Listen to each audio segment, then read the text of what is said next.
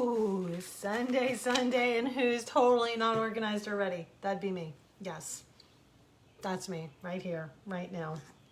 Why? Why, you ask? Normally I go on these lovely long walks, you know, between 6 miles, 10, 12, 15 miles. But today, no. Today, a new friend and I, hi Peggy, went biking.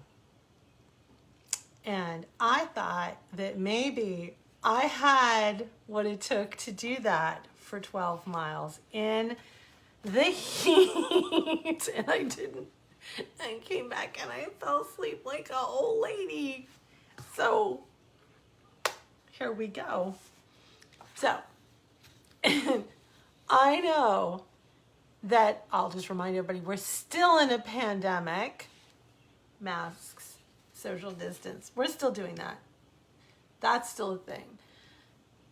And we're having an evolution, an American evolution for Black Lives Matter. God bless every single person who supports, and I hope that everybody's doing something. Doesn't matter whether it's from your computer at home, putting a sign in your front yard, doing a lemonade sale. I don't care what you're doing. If you're doing something, yes, you're doing something.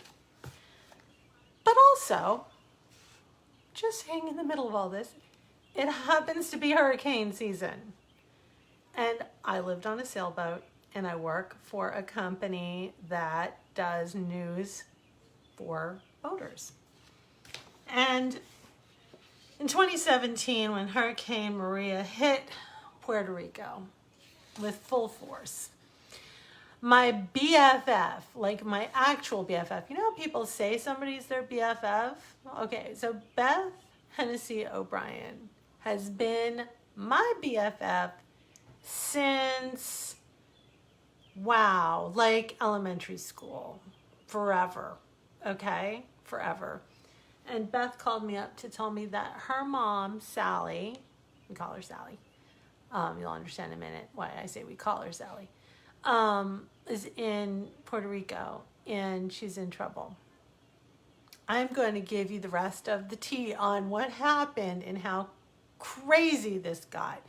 This is the published version. We're also going to get the unabridged after this. But I will tell you that I recently got a call and was subpoenaed, yes sirree, by an enterprising lawyer from Florida, because the company that I'm going to name in this story, actually the non-charitable arm of this organization, does work to save people during crisis. And they get contracted by cities and state governments, and they apparently didn't get fully paid by one. They took them to court. And this city thought it'd be a good idea to come after me with a subpoena through my boss to demand everything in my computer that I have. So tonight, I would just like to say, hey, here's one more thing to add to the subpoena. You can look this story up. You can just Google it like I did. I just Googled my own story so I could find it. No, you couldn't do that. You had to subpoena me through my boss at a time when it could jeopardize my job.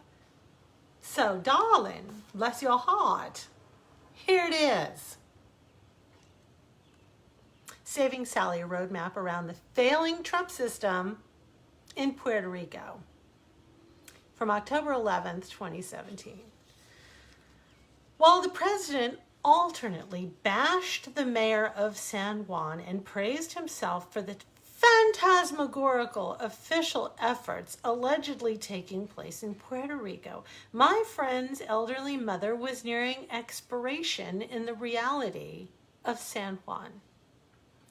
Madeline, Sally Hannessey, age 80, retired nurse and carcinoid cancer patient, was fading fast as her oxygen generator ran out of batteries and life-saving medications spoiled in the heat.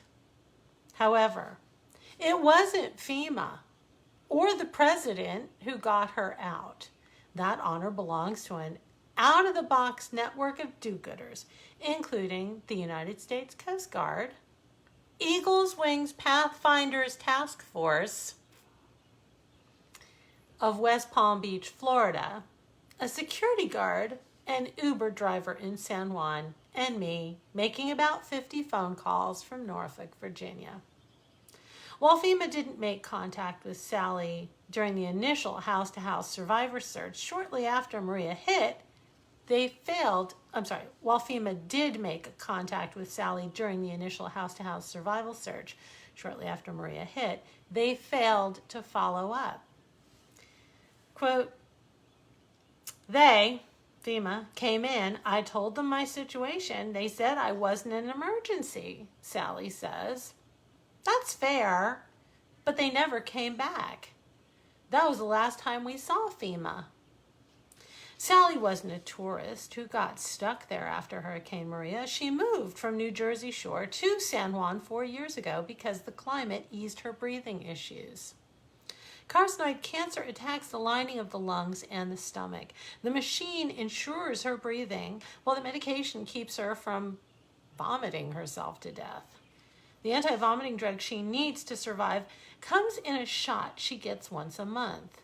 She had 3 days left before she needed the next dose. There was zero hope of getting that shot in San Juan. Sally lives in the Ashford Imperial Apartments, a block from the San Juan oceanfront, which is not assisted living. Because her apartment is on the 18th floor and there was no electricity to run the elevator, Sally was living in the lobby on a lounge chair alongside elderly and infirm residents. In desperation, her daughter, Beth Hennessey O'Brien, my childhood friend, called me for help. I'd seen on Twitter that the Coast Guard had been sent to check the port of San Juan, and I knew the Coasties were going to be our play because, frankly, I know that the U.S. Coast Guard always answers the phone. Also, they don't need to get their teams warmed up because their rescue engines are always revved. Semper Paratus isn't just the motto of the United States Coast Guard. They actually are always prepared. They are, why they are so woefully underfunded remains a mystery. As expected, the U.S. Coast Guard picked up the phone on my first call. Passenger vessel mass rescue operations specialist Paul Culver in U.S. Coast Guard Sector Miami explained that the Coast Guard resources in Puerto Rico were limited. However, rather than shrugging off the request, he made a call to Scott Lewis, director of Eagles Wings Pathfinders Task Force in West Palm Beach, Florida. Although Sally had a ticket on Delta Airlines, San Juan International Airport had descended into an airless pit of despair with little hope of commercial flights becoming available in time. In the end, Delta canceled her flight, refunding only half the first-class price in the form of a voucher.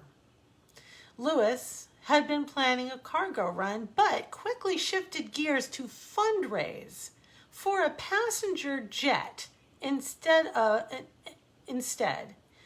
Eagles Wings' new mission became all about evacuating Sally and others. The rescue flight was funded by the law firm Searcy, Denny, Scarola, Barnhart, and Shipley of Pennsylvania. This is an extremely dangerous situation for people dependent on pharmaceuticals, Lewis told me in a phone interview. It's growing into something potentially catastrophic.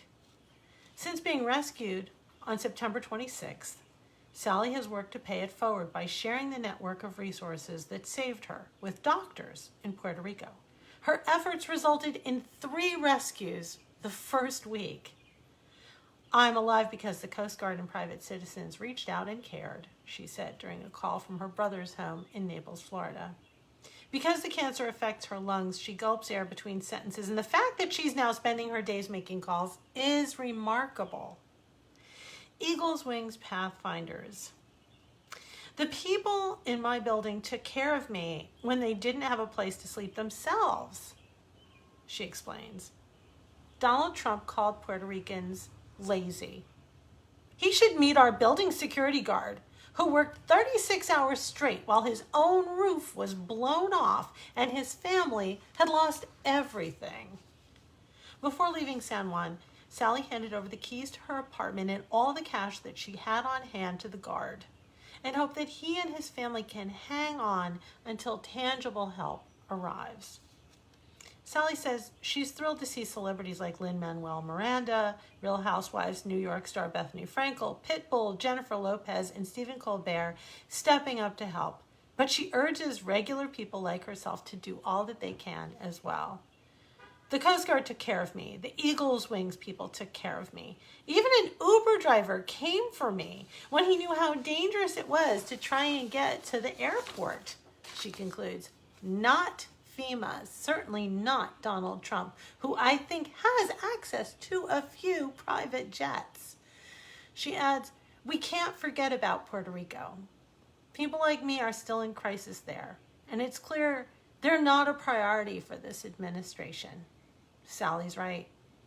If we don't want to see Puerto Rico become a mass grave, we're going to have to work together as private citizens with whatever government agencies are willing to help us and do this thing ourselves.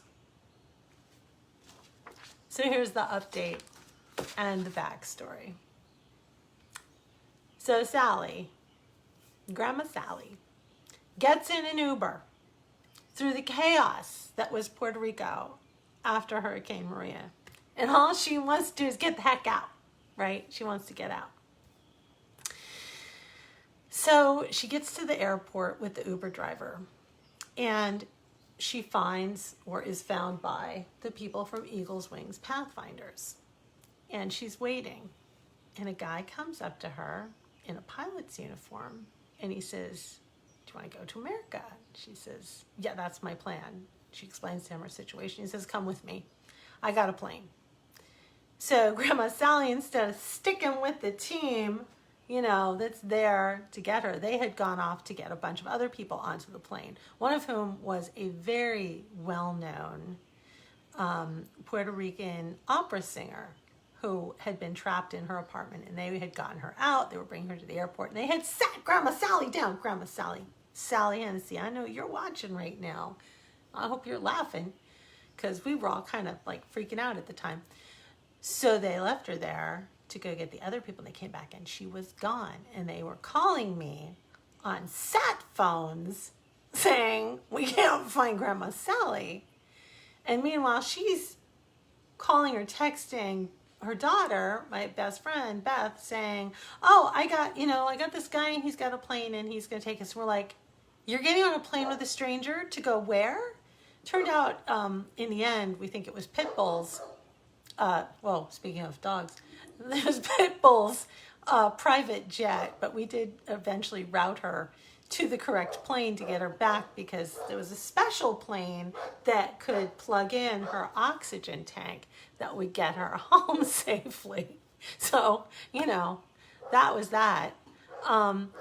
Meanwhile, Sally is now back in Puerto Rico. She still struggles to get her prescription medications and shots and everything that she needs for her oxygen tank, because this administration has a problem with Puerto Rico. A big problem. So when these things drop out of the news, I hope that now during hurricane season, as these things come up, if there is another crisis, that we keep Puerto Rico in our thoughts, in the big picture, because this is another one we're going to have to do ourselves. And this is another time when Americans who are brown or another shade are ostracized by the administration and not getting help that they need. I know it turned into a little bit of political rant here, but that's the way it goes. Because you can't look forward without looking back. You get lost. You need to get your bearings, right? So Sally's good. and Eagles Wings Pathfinder, I hope you guys get your payment from that city. And to the lawyer who sent that subpoena to my boss to get that story, that work for you now? Yeah, good? Okay. Notice I didn't name you. Let's try and play nicer. All right? All right, guys. I'll see you tomorrow night.